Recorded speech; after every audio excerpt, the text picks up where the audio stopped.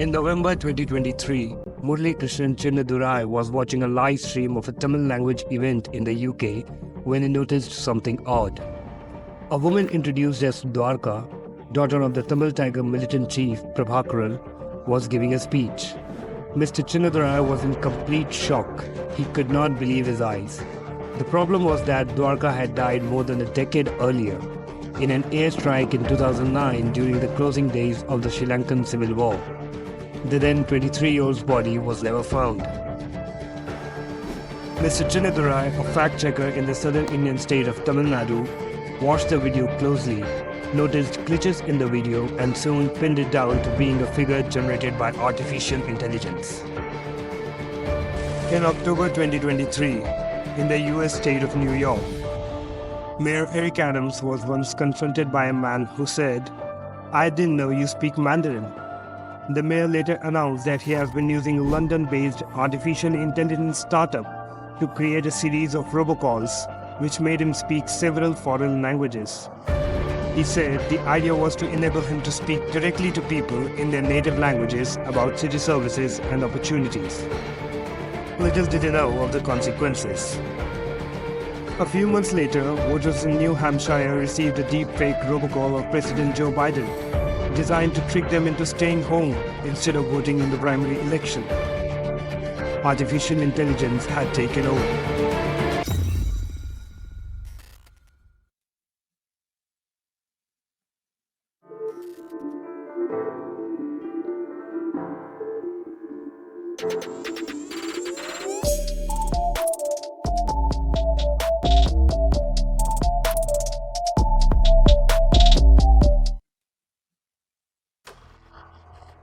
But these incidents are just the tip of the iceberg. Across the world, AI is being weaponized, creating propaganda and influencing geopolitics. The potential problems were immediately clear to the likes of Mr. Chinnadurai, not so to the common people.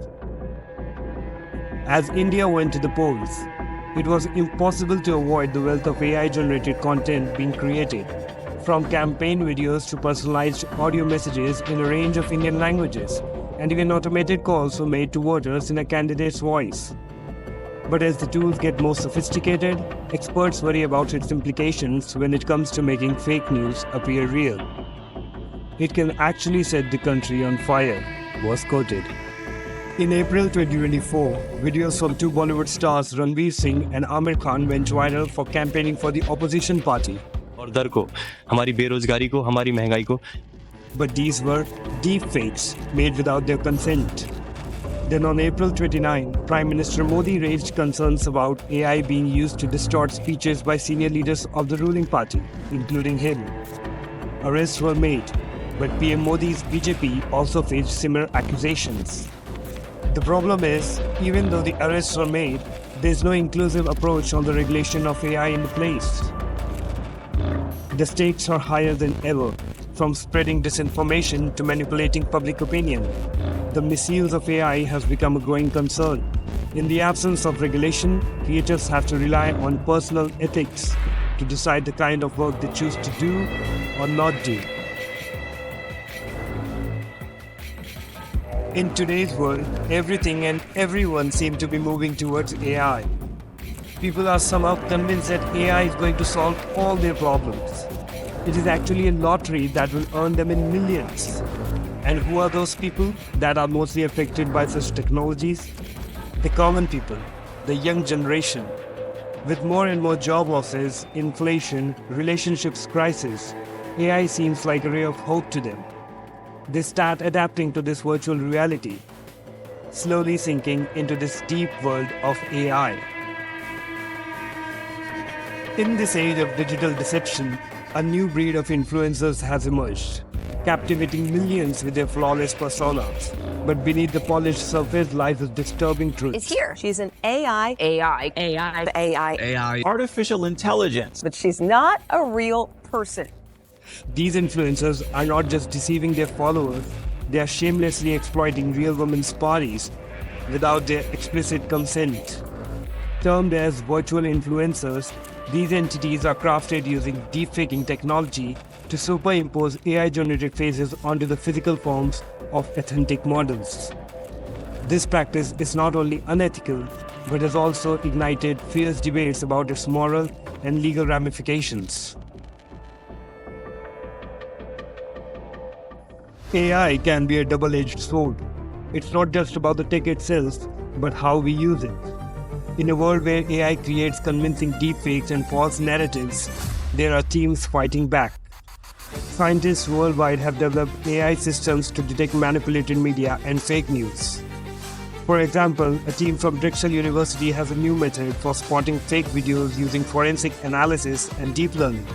These cutting-edge AI fact-checking systems are incredibly accurate, measured to the hundredth of a percent using benchmark datasets of social media posts and articles. However, while this works great for researchers, it's not as helpful for journalists on tight deadlines or platforms needing quick moderation decisions.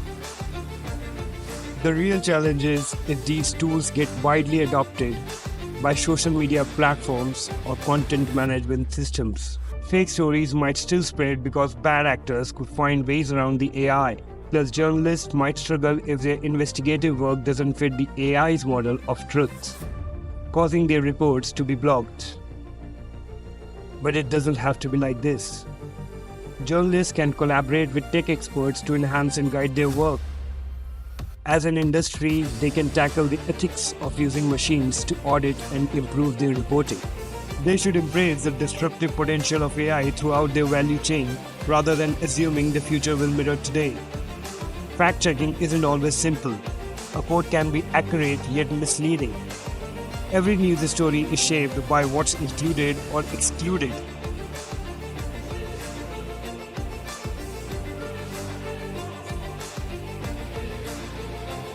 Tarunima Prabhakar, co-founder of Tattle Civic Technologies, emphasized the need for discussions on defining AI-generated misinformation as AI technology advances. The point is to educate people and have them understand what's fake and what's not, and this is what our study is focused on. So the more educated people are about consuming fake news, the better we are. The main finding is that the novelty of the news topic, and the specific explanation that the AI provides matter in terms of whether people are going to believe the AI or not, or accept the advice of the AI or not. There's a lot of work that's done on developing really good AI recommendation systems, and developing algorithms that really figure out what's good, what's fake, and what's not fake. But if people don't believe that AI, then it's a whole lot of good resources being wasted. It's really important for the AI to stay on top of the news, and as soon as there's an emerging topic, to set the right mindset of people as to what's right and wrong in this topic. And what about the government? Do they have a role in it? The primary role of governments in fighting disinformation is to avoid creating it themselves. Beyond that, they should ensure conditions that allow fact-checkers to operate freely, without repression or censorship. In countries with strong independent judiciaries and rule of law, there might be effective regulations. Government should not dictate what can or cannot be said, but should encourage media platforms to take responsibility for not spreading disinformation. Additionally, governments can support education initiatives to help students and seniors understand and identify disinformation, thereby fostering a more informed society. But would they? Is the most important question.